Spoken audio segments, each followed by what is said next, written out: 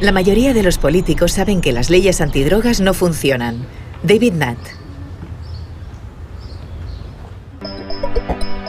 ¿Qué daños causa una droga en el usuario y en su entorno?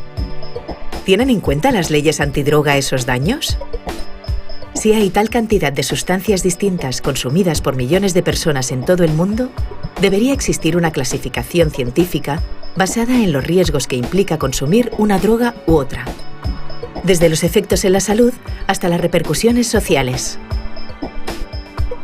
Hoy en redes, Eduardo Punset retoma su entrevista a David Nutt, psicofarmacólogo británico que cree en una política centrada en reducir los daños, más que en reducir la prevalencia de las drogas. Y la mirada de Elsa, de la mano del lama Tulku Lobsang, nos presenta una técnica de autoaceptación que ayuda a evitar las estrategias de huida a corto plazo, como los comportamientos adictivos.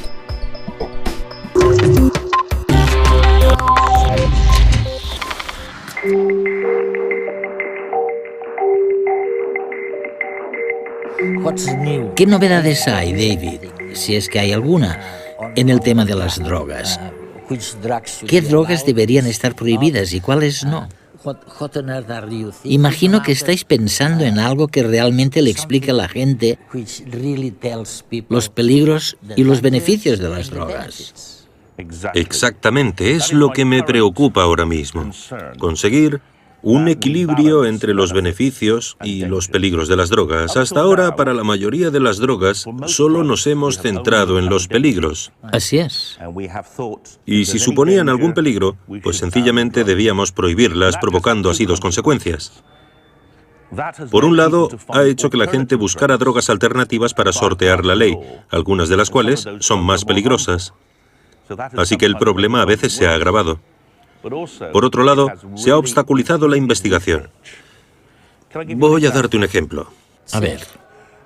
Cuando se descubrió el LSD en la década de los 50, se utilizaba mucho para ayudar a comprender cómo funcionaba el cerebro y para ayudar a tratar a los enfermos de cáncer terminal.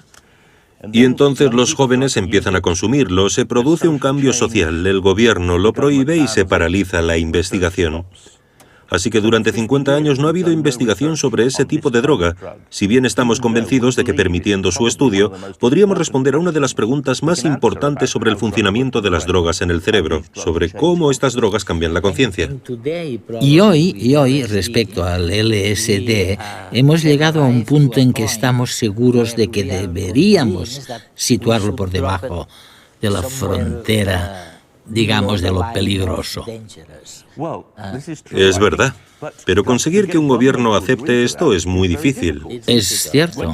Una vez ilegalizan una droga, la mayoría de los gobiernos piensan que cualquier cambio de legislación es una señal de debilidad. Deja de ser un argumento científico y se convierte en un tema moral o político. Y a los políticos les cuesta mucho admitir que se equivocaron. Es verdad.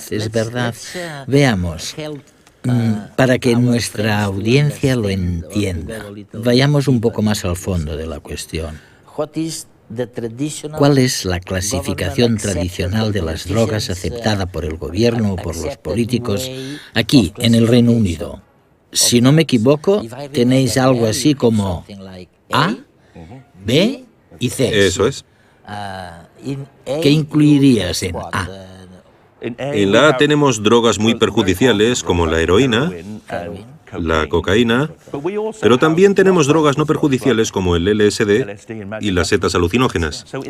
Así que en el Reino Unido la legislación sobre drogas no se ajusta nada a los conocimientos científicos. Se supone que las drogas de clase A son las más peligrosas, las de clase B peligrosas y las del grupo C son menos dañinas, pero por razones políticas en nuestro país están bastante mezcladas. No hay relación. Nuestra investigación pone de manifiesto que en el Reino Unido no hay relación entre la clasificación de las drogas y los daños que provocan. ¿Podemos calcular los daños que causan las drogas? Podemos, pero es una ecuación complicada. Hemos identificado 16 formas distintas en que las drogas pueden perjudicar a la sociedad. 9 son daños infligidos al consumidor de drogas y 7 afectan a la sociedad. De modo que para cualquier droga hay que estudiar 16 grupos de datos distintos. Es bastante complejo. No todas las drogas son igual de dañinas. ¿Se pueden ordenar las drogas más consumidas, legales e ilegales, de mayor a menor perjuicio, con criterios objetivos? Es lo que David Nutt ha intentado junto a un importante panel de expertos procedentes de numerosas disciplinas. Definieron una serie de daños. Unos eran daños para el propio consumidor, como la mortalidad, las lesiones físicas, la dependencia o los trastornos mentales. Y otros, los daños infligidos a la sociedad en general, desde lesiones a personas del entorno hasta el impacto en la familia, el daño medioambiental o el efecto en la economía de los estados. Analizaron cada uno de los daños para cada una de las drogas y aplicaron una técnica matemática desarrollada para la toma de decisiones complejas. Consiguieron así una clasificación en una escala de daño global de 0 a 100 en un grupo de 20 drogas legales e ilegales. Si nos fijamos en las drogas más dañinas para el propio consumidor, nos encontraremos a la cabeza con la cocaína para fumar o crack, la heroína, la metanfetamina y el alcohol. Y si sumamos los daños que causa cada droga a la sociedad en general, veremos la clasificación según el daño global, donde el alcohol supera a todas, seguido de la heroína y el crack.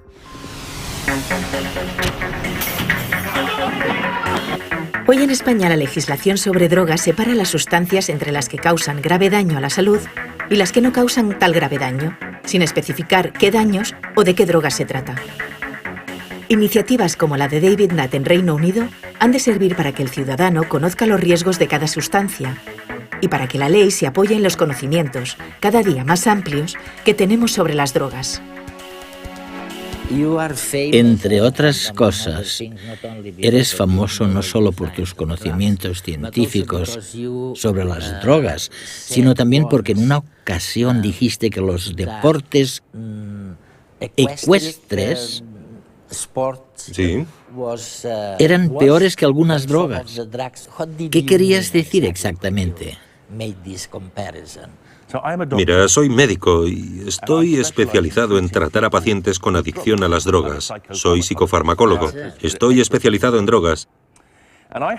Y me interesa sobre todo utilizar las drogas, a menudo drogas ilegales como las anfetaminas, para ayudar a pacientes con daños cerebrales.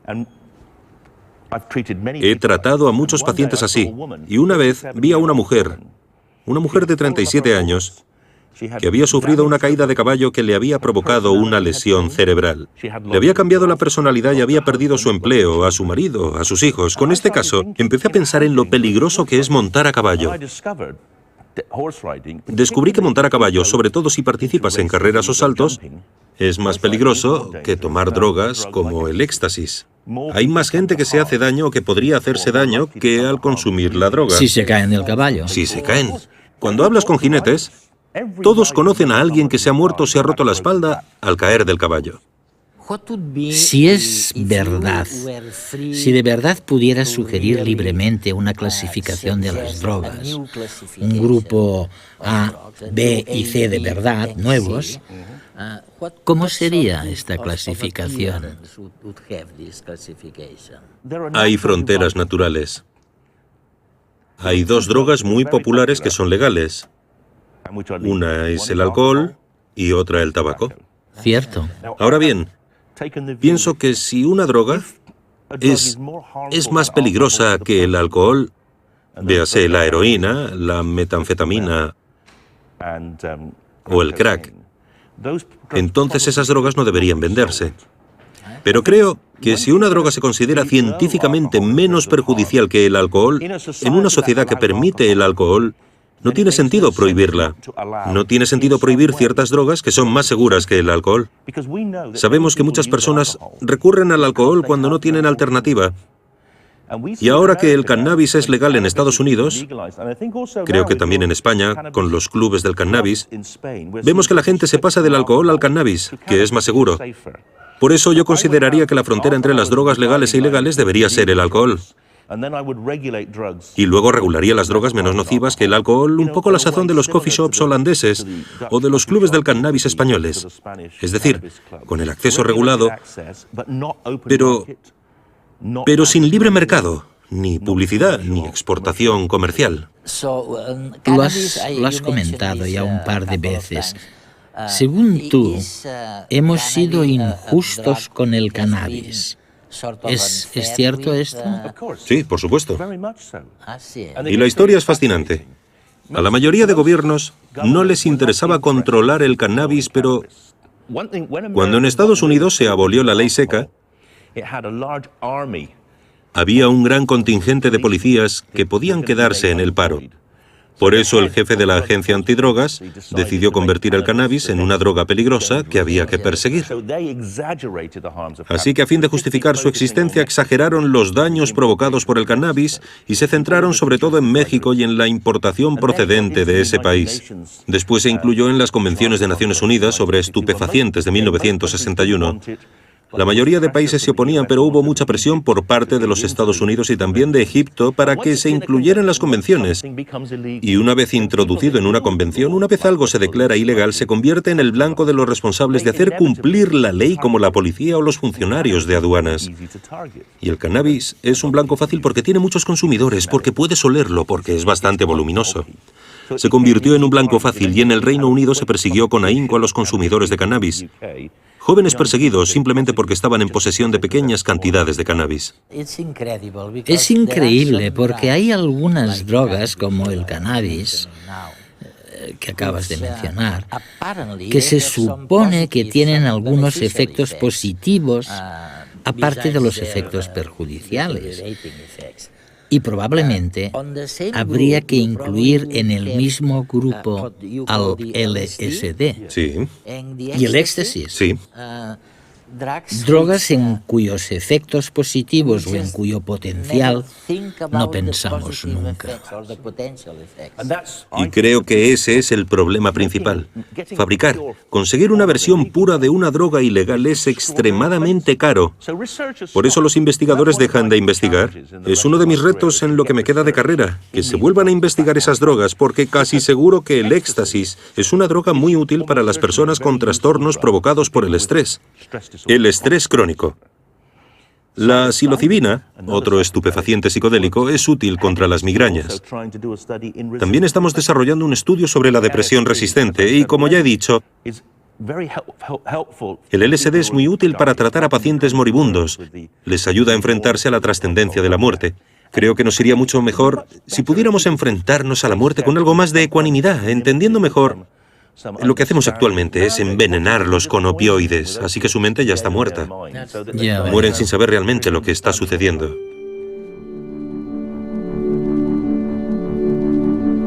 En las próximas décadas veremos la irrupción de nuevos fármacos que ayudarán a minimizar el efecto de determinadas drogas o por lo menos a combatir la adicción. Ya sabemos que sustancias psicodélicas extraídas de hongos y plantas podrán ser útiles para vencer la adicción a opiáceos, al alcohol o a la nicotina. Pero, por otro lado, se desarrollarán sustancias que, consumidas junto con las bebidas alcohólicas, permitirán limitar los efectos del alcohol, evitar el tambaleo y dejar únicamente los efectos relajantes y placenteros. Y allá por el 2030, las bebidas no llevarán alcohol, sino un fármaco que activará los sistemas de relajación natural del organismo, como lo hace el alcohol, pero de forma mucho más segura. ¿Hay alguna razón por la que los políticos o los medios de comunicación se resisten a cambiar las clasificaciones? Creo que hay varias razones. En parte, política pura y dura. La mayoría de los políticos saben que las leyes antidrogas no funcionan. De hecho, el ministro encargado de las políticas antidrogas al final, cuando abandona su cargo, suele decir, me equivoqué. Ha ocurrido varias veces en el Reino Unido porque No hay la suficiente valentía política para coger el toro por los cuernos y cambiar las cosas. Ahora creo que el cambio vendrá de la gente. Será la gente la que diga, ya no os creemos. No creemos. No queremos que se gaste nuestro dinero encarcelando a la gente por fumar cannabis. En Gran Bretaña hoy en día se gastan 800 millones de euros al año en criminalizar a los jóvenes que consumen cannabis. 800 millones de euros. ¡Qué despilfarro! ¿Y qué pasa con la heroína? Posiblemente el coste de la heroína, el coste policial, sea menor, probablemente unos 200 o 300 millones de euros. Cuando nos fijamos en países como Portugal o los Países Bajos, que tienen un enfoque más racional, un enfoque basado en la salud, vemos que ahorran mucho dinero porque no imputan los gastos y costes a su sistema judicial penal. En mi opinión, eso es lo que podría cambiar las cosas. La gente dirá, ¿por qué despilfarrar el dinero de los contribuyentes en hacer algo que en muchos casos empeora la situación? Es increíble. Podemos hacer algo contra esto. Quiero decir, es gracioso porque en el mundo anglosajón habéis creado la cátedra, la comprensión pública de la ciencia. ¿Por qué tenéis tantas dificultades en implicar a la ciencia en estos temas? Porque casi ningún político tiene formación científica. En nuestro Parlamento, de 650 políticos, solo uno es científico. Es increíble, ¿no? Y la segunda razón es que la gente que se dedica a la política es casi como un entretenimiento. No creo que les importen los hechos. Creo que les preocupan sus logros personales, su posición. Me parece que se sienten amenazados por los hechos, sí. Los ven como una amenaza. Los científicos trabajan con hechos, pero los políticos se encargan del marco más general. Tenemos que reeducar a nuestros políticos, ponerlos contra las cuerdas. Ahora tenemos una iniciativa muy inteligente en nuestro Parlamento. Tenemos un grupo de personas que supervisan todas las afirmaciones científicas que hacen los políticos supuestamente basándose en hechos. Es una forma novedosa de conseguir que al menos los políticos digan la verdad, aunque no necesariamente implique que tomen las decisiones correctas. Has invertido tantos años de tu vida luchando contra los daños provocados por las drogas. Sí, sí. ¿Cuál sería tu mayor deseo? Si tuvieras que pedir a los políticos que se centraran de una vez en algo... Hay que cambiar la legislación sobre drogas y las convenciones internacionales sobre estupefacientes. Va a haber una reunión de las Naciones Unidas en 2014 o 2015 para revisar todas las convenciones de la ONU en materia de estupefacientes. Es una oportunidad para decir, lo hemos hecho mal durante 60 años, tenemos que hacer bien las cosas. Es lo que estoy intentando conseguir ahora, un enfoque racional de las drogas.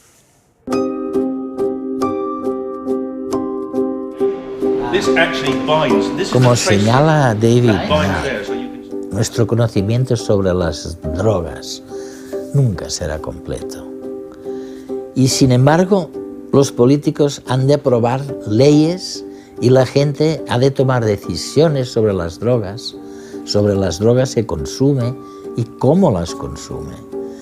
Por lo tanto, no se trata de buscar el modelo perfecto para clasificar las drogas basado en la más pura evidencia, sino de ir adaptando el modelo al ritmo de los descubrimientos de la ciencia.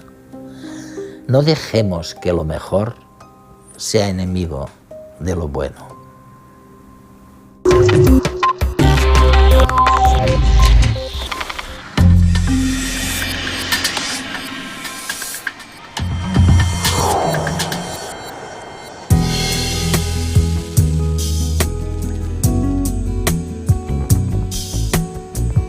¿Puede la química hacernos felices? ¿Es posible modificar los niveles químicos del cerebro para sentir siempre placer o felicidad? El problema es que cualquier cosa que usemos para manipular el cerebro puede acabar siendo muy adictivo. Aunque de entrada cause mucho placer, con el tiempo puede alterar los circuitos y los receptores de los neurotransmisores que nos hacen sentir bien, por lo que una persona necesita cada vez más estimulación para conseguir el mismo nivel de placer. Y esa es la base de la adicción. Pero la adicción no surge solo en el caso del consumo de drogas. El neurólogo Joseph Ledoux llama la búsqueda incesante del placer y de la felicidad humanas la tiranía de la felicidad. Y asegura que para disfrutar de una buena vida necesitas el contraste entre emociones positivas y negativas. Y para una vida rica en emociones positivas es necesario el fomento consciente de esas emociones. Hoy vamos a explorar maneras de estimular nuestras emociones sin usar más sustancias que las que genera nuestro propio cerebro. Y lo vamos a hacer de la mano de alguien muy especial, el Lama Tulku Lobsang. ¿Nos acompañas?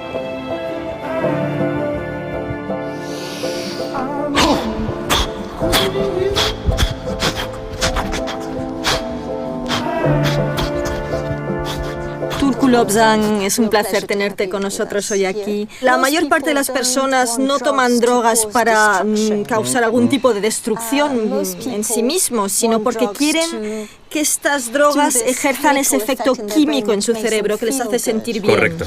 ¿Verdad que nos dices que hay otras formas de lograr este mismo efecto? Sí, esto queda claro con el budismo tantrayana. El budismo tantrayana utiliza el placer, el gozo, la felicidad y la belleza, que se usa como vehículo para salir del sufrimiento. Pero cuando se usa la felicidad y la belleza para salir del sufrimiento, hay que tener claro que puede ser muy peligroso. Pero a las personas normales como yo, Buda les dice, no bebas. Al beber, por ejemplo, al beber alcohol, se destruye el cuerpo. Por ejemplo, muchos jóvenes de Occidente, en concreto en España, beben alcohol.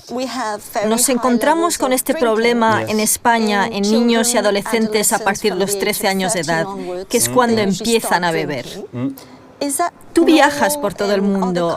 ¿Has observado este fenómeno en otras culturas?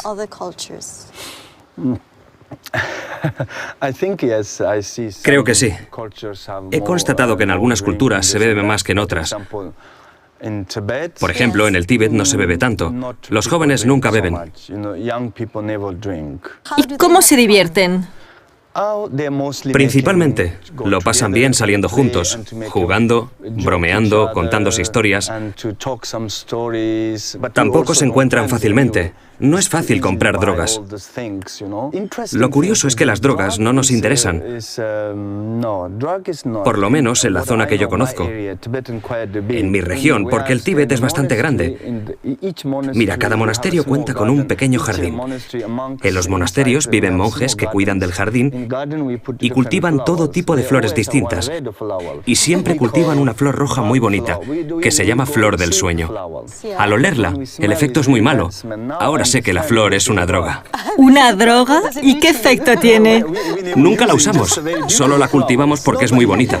Nadie la usa, porque la gente carece de esta especie de tradición. Y tal vez porque saben cómo generar estos sentimientos sin drogas, ¿es posible? Es posible también, sí. Creo que especialmente en el Tíbet, en nuestra región, tenemos un entorno social muy bueno. Simplemente hacen excursiones por la naturaleza y disfrutan. Pero sus pasatiempos más populares son reunirse y cantar. Las emociones positivas pueden estimularse de muchas maneras, pero el paso previo más importante es aceptarnos a nosotros mismos. Por ello, aseguraba Carl Rogers, uno de los padres de la psicología moderna, que solo cuando las personas se aceptan a sí mismas como son capaces de cambiar. Hoy, el Lama Tulku Lobsang va a sugerirnos un ejercicio para explorar hasta qué punto nos aceptamos y nos sentimos bien con nosotros mismos. Ojo, porque puede resultar un poco incómodo, aunque sea muy eficaz ponerlo en práctica. Creo que una de las mejores maneras de lograrlo es practicar, por ejemplo, la meditación, porque la meditación es la manera de ahondar en la naturaleza más profunda del yo. Cuando los jóvenes alcancen esa naturaleza profunda de sí mismos, descubrirán lo que tenían allí oculto. Descubrirán una retahíla de cosas hermosas. Un ejemplo de meditación muy sencillo: plantarte frente al espejo y quedarte ahí, mirándote durante 3 minutos. Se pueden ver muchas cosas interesantes. A algunos no les gusta mirarse. ¿Por qué? Porque no están acostumbrados a encontrar la felicidad en sí mismos, sino que siempre suelen buscarla fuera de ellos. Ese es el problema. En cualquier caso, después de mirarte, debes pasar 2 minutos diciéndote cosas bonitas. Cosas como eres una buena persona, has hecho muchas cosas buenas, o por lo menos has querido hacerlas. Es importante transmitir mensajes positivos y darte apoyo. Porque por lo general siempre predominan las cosas buenas. Y eso hará que empieces a gustarte, que empieces a confiar en ti mismo, que empieces a sentirte bien. Y luego debes empezar a conferirte a ti mismo poder. Porque a veces somos adictos al exterior y perdemos el poder, pasamos a depender del exterior. Exacto. Y luego a los 5 minutos simplemente mirarse y quererse. Quererse. Cuando logras quererte a ti mismo, te liberas de todo lo demás.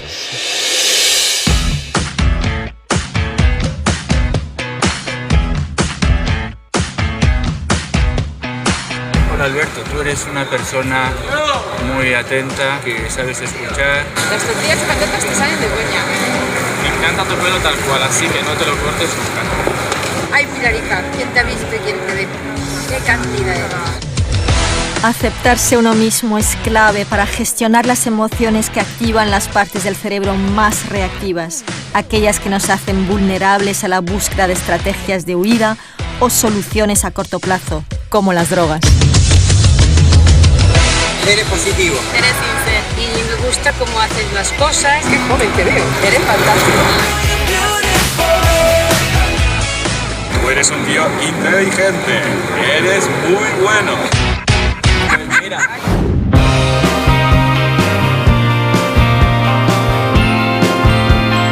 Lo que sabemos a ciencia cierta es que la felicidad no es un estado estable, aparece y desaparece a lo largo de nuestras vidas. Tal vez resulte más natural aceptar que el cuerpo y la mente no están programados para ser constantemente felices, para el placer estático, sino para buscar un equilibrio entre la luz y la oscuridad, lo positivo y lo negativo, una búsqueda permanente de formas nuevas y creativas de vivir. No es magia, es inteligencia emocional.